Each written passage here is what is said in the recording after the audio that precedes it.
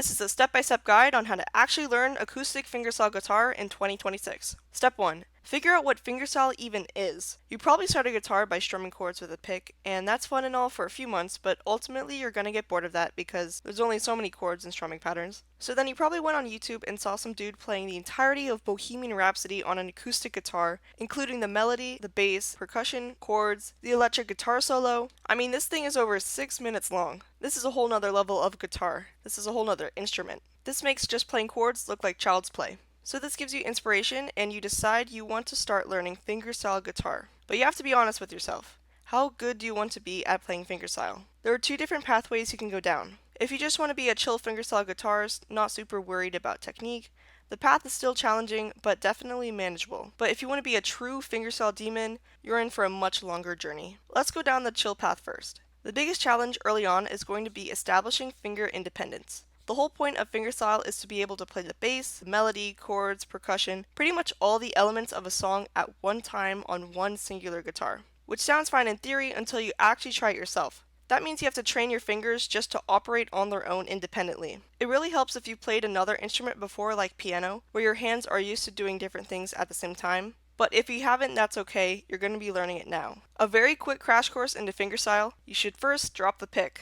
You're only going to be using your fingers. It's not mandatory, but it is easier to pluck the strings if you grow out your nails a bit on your right hand, like this, but don't go too crazy. For like 90% of the songs you will play, the thumb is only going to be hitting the bottom 3 strings, and your other fingers are going to be playing the top 4. The pinky is not used for fingerstyle, so it kind of just hangs around for emotional support. Also, take some easy chords you already know, like C, E minor, G, and just try to roll your fingers over the strings in different patterns to get used to the feeling. Pretty much you are plucking the strings towards you, not straight upwards. If you have nails, it makes it a bit easier since it'll make your finger picking sound louder and crisper without you having to put in extra effort. And if you ignored everything I just said, the only thing you need to remember is to not pluck the strings too aggressively because we don't need to be abusing our guitars. Okay, so now that you know that, the first thing you probably do is go on YouTube and you look up a tutorial for Blackbird and you sit down and you start following along with the tabs. And very quickly you are going to realize how difficult fingerpicking is. It's going to become a very humbling experience very quickly when you realize your brain has not been programmed for this type of coordination. It's going to feel super uncomfortable at first because not only do you have to worry about hitting the right shapes with your left hand, but you have to split your focus and also figure out how you're going to pluck all the correct notes with your right hand. During this period, you're probably going to be plucking the wrong strings like 60% of the time, which is totally normal. And pretty much the only way to improve is to take it very slowly, keep repeating the motions with your hands, and eventually you'll do it so many times that it becomes muscle memory. A tip with your right hand technique is to keep your hand as stable as possible. What is really common when you first start fingerstyle is that your hand just starts flying around every time you pluck a string, but you want to avoid that as much as possible since a stable hand means you can be more accurate with your finger picking. I'd recommend anchoring your arm to the body of the guitar since that's where most of your stability is going to be coming from. And you know you've done it right when you get those lines on your forearm after practicing.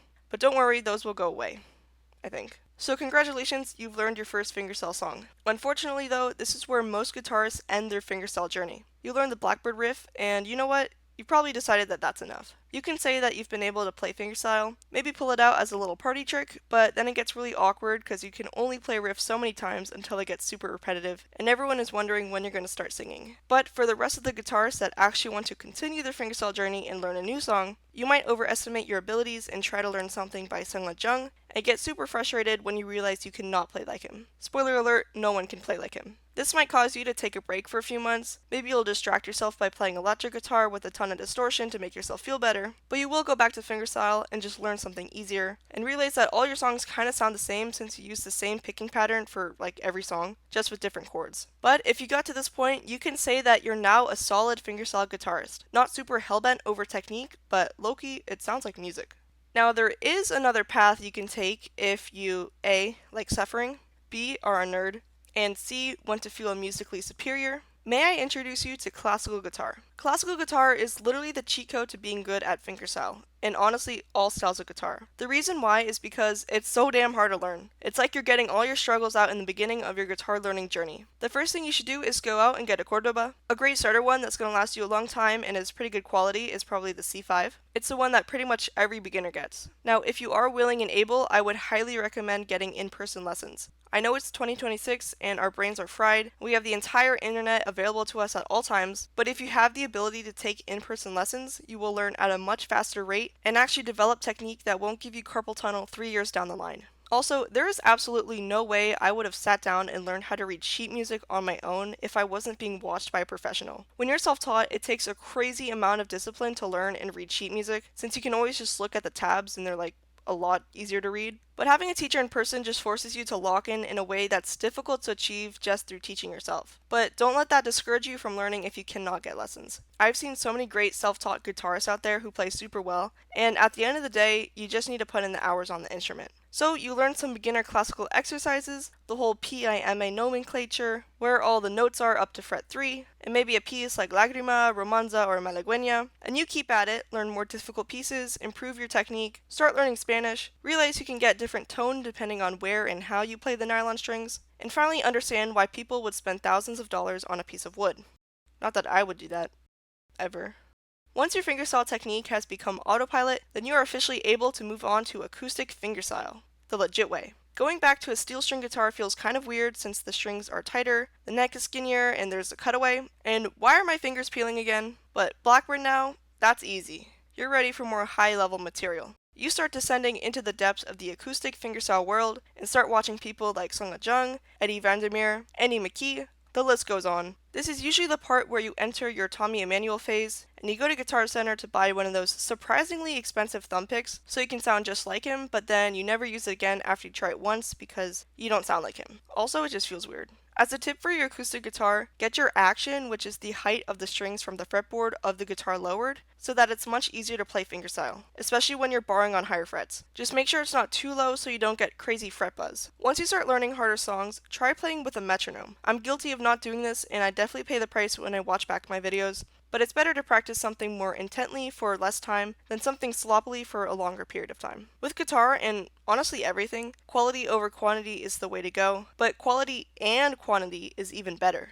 One fateful day, you will break your nail, and it will be 3 minutes before you go on stage to do an acoustic fingerstyle performance. You won't have a nail clipper or a file with you, and you'll sit there questioning yourself, wondering why didn't you just choose piano? So be prepared for when that day comes. If you do break a nail, try to cut it evenly with a nail clipper, and Lowkey, I feel like those regular nail files are just too rough, and they might make the situation worse. So if you're feeling fancy, you can get those like special classical guitar sandpaper thingies, but honestly, I'm pretty good with the clipper, and I get it to the shape I want.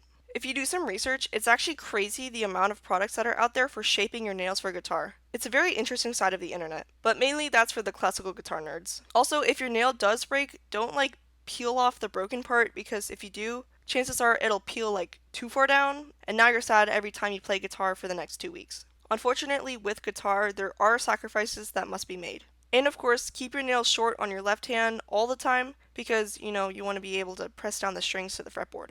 Also, if you're used to nylon strings, be careful of those steel strings, because they will file your nails down so fast you'll look like Vecna. So you figured all that out. The next thing you want to learn is how to incorporate percussion into your guitar playing, because all the cool people on YouTube are doing it, so how do I do it? In summary, all it really is the side of your thumb hitting your strings at a speed that creates a snare sound on your guitar. And once you're able to successfully do that, I would try to master the ability to slap a string and play a note at the same time. That one is a little bit trickier since it requires some precision with your right hand, but all you're really doing is slapping with your thumb and hitting the string of the note that you want to play with your middle finger at the same time. Try not to be super aggressive with it though, since it'll drown out your guitar playing. Once you're able to add percussion to your toolbox, you'll start doing it to every song without noticing. And that's just the natural progression of becoming a fingerstyle guitarist. You're on the right track. Another thing you should look into is Travis picking. There's a lot of different versions of Travis picking, but pretty much in essence, it's a super common picking pattern where you play 2 alternating bass notes with your thumb. Doing this makes your guitar playing sound a lot cooler with minimal effort once you get your thumb on autopilot, but it can be kind of annoying to learn at first.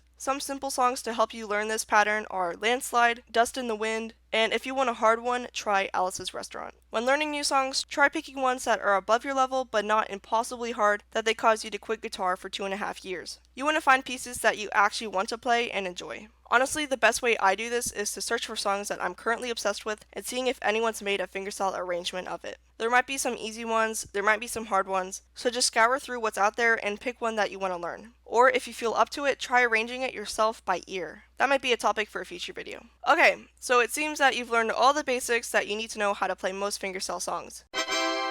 You know you've done it right if you look in the mirror and realize that you now have the posture of a shrimp. But you know what? That's the price of greatness, and I know you're willing to pay it. Fingerstyle is hard to learn and kind of unappreciated to the average person. Like someone will play 3 power chords on an electric guitar, and it could even be bad, and people would still say like, "Oh my god, so talented." And then you'll play an extravagant fingerstyle rendition of Ponyo on the Cliff by the Sea that took 7 months to learn with insane technique, tuned down to low A sharp, with a mid-song capo change, and those same people would not even bat an eye. So the biggest takeaway is to learn fingerstyle for yourself, because if no one appreciates it, at least this guy does. Also, this is me from the future. I got one last thing before I end the video. Thank you guys so much for 8,000 subscribers. The growth on this channel has genuinely been so wild. In my last video, I asked you guys to hype the video, and at the time I'm recording this, it's now sitting at like number 16 in the top hyped videos in the entire United States. That is crazy. So I guess that hype button does work. If you want guitar help or you just want to yap about music, I've got a Discord server for that. The link should be somewhere down below. Shout out to my YouTube members. I really appreciate you guys helping out the channel. Alright, thank you for watching. I'll see you in the next one.